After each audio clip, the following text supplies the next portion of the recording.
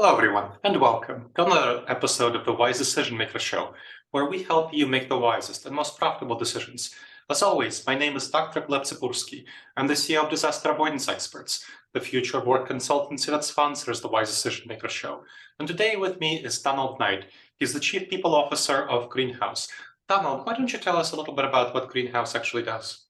Gleb, first, thanks for having me. It's not every day I get Sure. to, talk to a doctor of your standards. So this is going to be fun. Greenhouse, look, we help people hire for what's next, helping people unlock human potential. We believe that everyone should have the opportunity to be able to give their potential to so many different organizations and park their time, talent, and treasure. And we believe a structured interview process with some amazing hiring software allows people to figure out where are those organizations that they want to spend their time. So yeah, that's Greenhouse in a nutshell. And when I'm not doing that, I'm eating ice cream. I love. Excellent. I love ice cream too. All right. And Halo Top is my favorite brand, by the way. Oh, there you go. All right. Yeah, not in any way affiliated with it.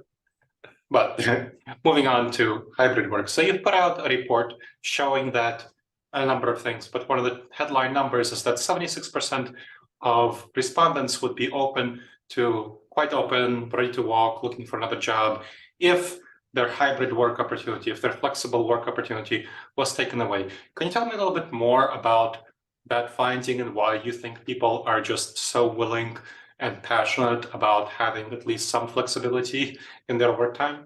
Yeah, that's a great question. Look, I think the reality is the pandemic accelerated this opportunity for folks to reimagine work and reimagine this social contract between employees and employers. And so as a result, what we have found is that for the most part, most companies were able to be more productive.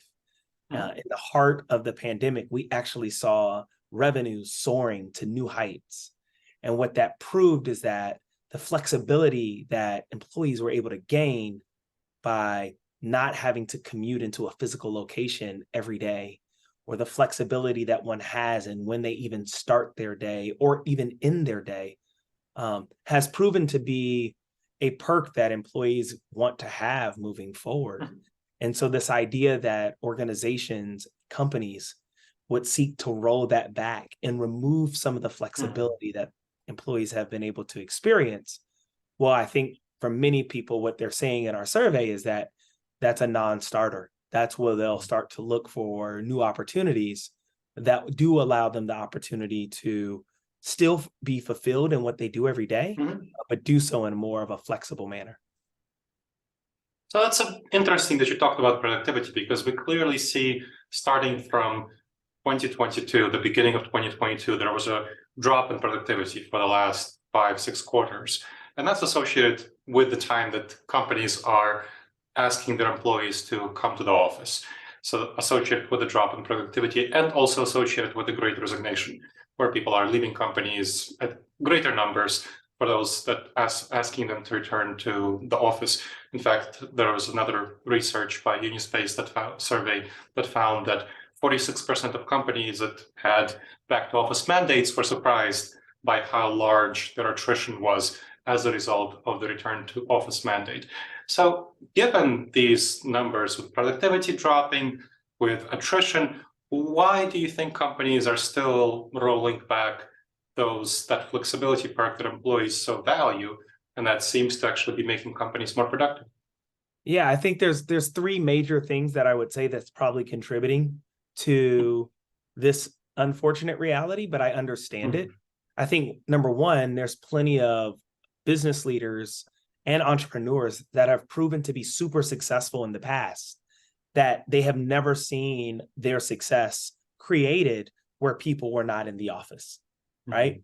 Probably the biggest example of this is Elon Musk, who has built numerous businesses that are super successful, but the kind of collaboration that he's been able to thrive upon and capitalize on is when people have a physical proximity to one another. And so to go to that type of a leader and say, hey, we're going to roll back the amount of opportunities for folks to have that level of collaboration, that just seems very difficult for one to have to grapple with when there's so many different data sets and data points that says through his tenure, through his leadership, where there's been some success. So I think that's the first one. I think the second one is when you think about this idea of like the technology revolution, whether you're thinking about the internet or even now, so many folks are talking about AI and what does that look like as it relates to being a tool for humans inside of the workplace. I think there's another group of leaders that are just like, I don't want to be the early adopter in crossing that chasm. They want to see other companies be able to prove out what are the best practices, what are the things that are going to allow a multinational organization with a global footprint. What does that look like for them? What does that look like culturally? And so there's some people that are just hesitant by nature. Their leadership style is, listen, we're not going to be the first one or the early adopters to cross that chasm, which again, I totally understand both of those groups. I do believe, however, there's a third group as well, which they're not open to anything different. They did not enjoy their time spent being productive in the home. And for those people, they may find it more compelling to be in a physical environment with less flexibility because that's where they were able to be successful. Now, here's the thing about all three of those, Gleb. Like, personally, I actually understand all three of them, although I don't have that same mentality. I try to understand where people are coming from and assume good intent. So I understand where they're coming from. I think equally at the same time, I'm reminded of my favorite teacher in elementary school, Miss Darricott. And what I really appreciated about her, Gleb, was that her teaching style matched my learning style. So my parents were wondering, like, why was I thriving so much in her class and getting like an A+, and in all my other classes, I was getting like low A's, high B's, and they just couldn't understand. And I was like, no, like her teaching style matches my learning style. The way she teaches, it's easier for me to grasp the information. And I think the same thing is going to be true for how people are productive moving forward. Regardless of where those leaders fall in those buckets, there's a whole group, there's a whole generation, there's a whole consensus of people that actually are more productive. They're more fulfilled working with greater flexibility. Those companies and those leaders have to find a way to be able to flex their leadership style, flex their teaching style for those types of employees, for those types of learners, for those types of potential candidates. And if they choose not to, unfortunately, what it means is that the candidate pool that they're going to be able to pull from, the talent pool they're going to be able to attract, is going to be a lot smaller if they're not willing to be as flexible. That makes a lot of sense, but I want to add a fourth group. So I was talking to the CHRO of a major retail brand. We're talking about hybrid work and kind of what she was going on in her company. And she told me that she was talking to another CHRO of another major company, again, names you both know, of both companies. And that company decided to return to the office in part because that would force some resignations and cut their workforce in a time of economic turmoil, challenge, whatever. And so I wouldn't assume positive intentions for everyone. Clearly, that's a fourth group that may not have such positive intentions in forcing employees back to the office, just to note that. So positive intentions may be an assumption, but not always is that the actual reasoning.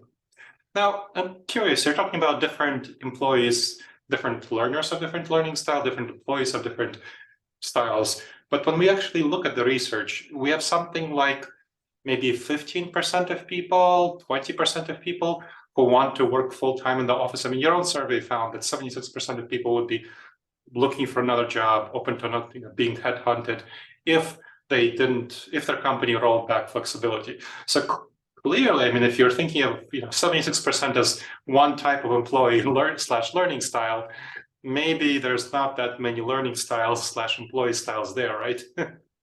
Yeah, oh, absolutely. I think there's also a shift that's happening inside of the workplace where the population of eligible workers is changing dramatically, right?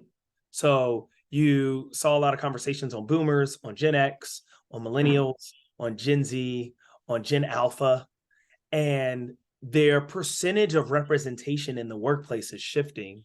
And so I think as you continue to see generations that literally went to formal education, university, and they were in a hybrid environment, they're not expecting that flexibility to go away just because they choose to take a full-time role at an organization. I think equally at the same time, though, I want to be mindful that people define flexible very different. And I'll give you an example. People with disabilities have told companies for years that they can do these roles from home, and companies said no. They weren't willing to make the accommodations. Most companies said no. And in the middle of the pandemic, or when the pandemic kicked off, we actually saw able-bodied people be forced to work from home, which then opened up all of these opportunities and possibilities for where you can have remote, distributed, or hybrid work.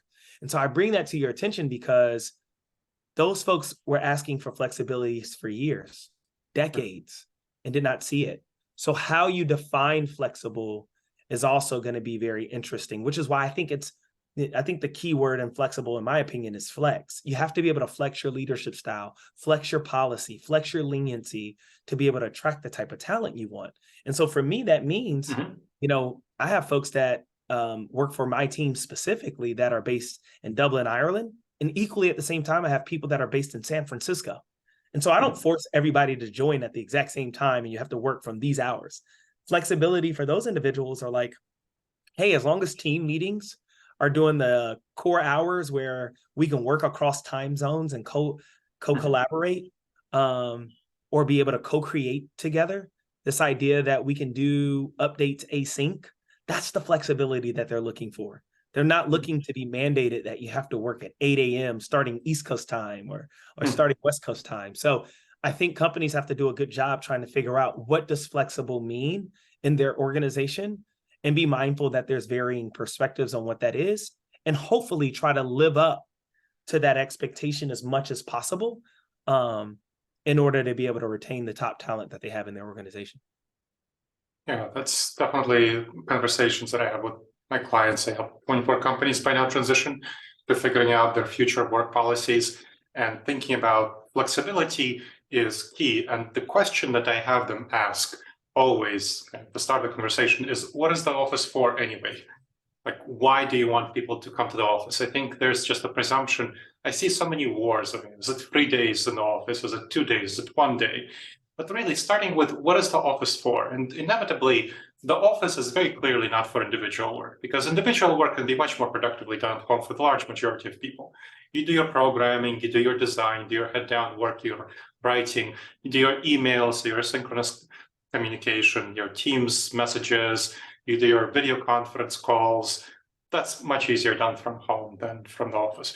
The office is for very important activities, for more intense synchronous collaboration, for on-the-job training, mentoring others, for nuanced conversations like about performance, conflict, strategic conversations, for various forms of socializing, team bonding. Those are very high stakes, high value activities, but for most employees, that's less than 20% of their time.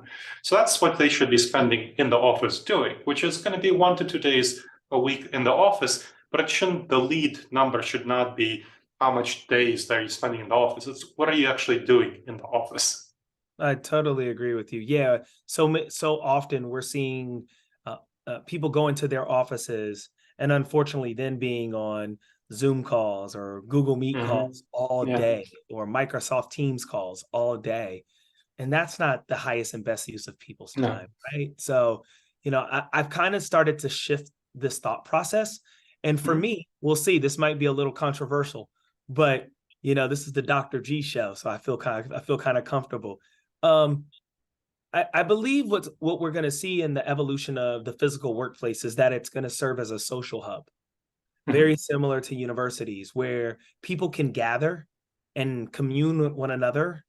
And when there's times to do ideation, when there's time to do collaboration or co-create, those types of physical spaces will likely be huge in the impact that it creates in order to have people be able to work more closely together.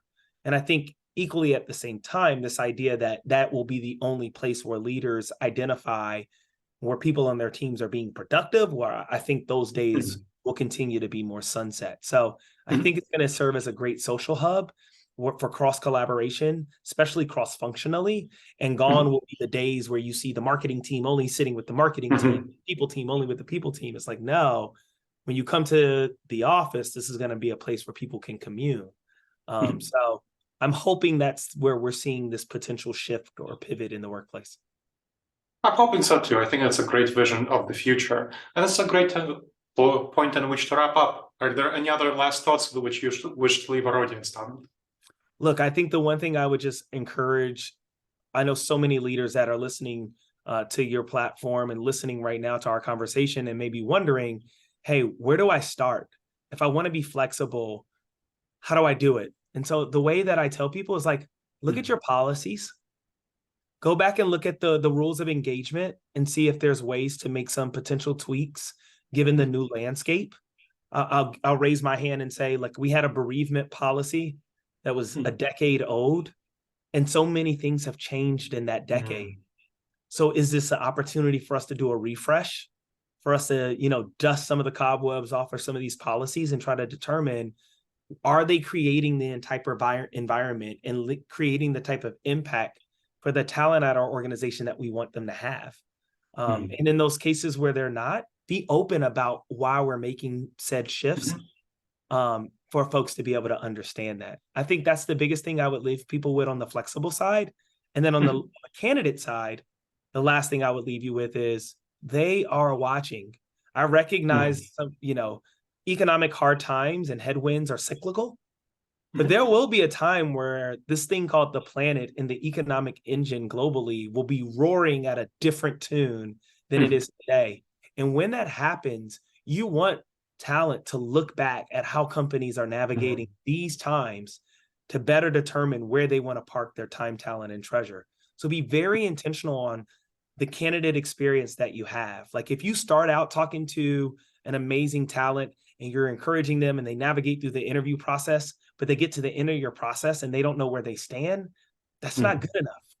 They have to be willing to make both the first and the last impression. So I hope people are going to seize this moment to really lean into living out the values that they have and living up to the employer brand that they are showcasing on full display in shared spaces. That would be the last two things I share. Excellent. Well, thank you very much, Donald. That was very helpful and inspirational. Really appreciate you coming in the show. Thank you for having me. And thank you to the audience for checking out another episode of the Wise Decision Maker Show. Please make sure to subscribe wherever you checked out the show and leave a review. It really helps others discover the show and it helps us improve the show. All right, everyone. I look forward to seeing you in the next episode of the Wise Decision Maker Show. In the meantime, the wisest and most profitable decisions to you, my friends.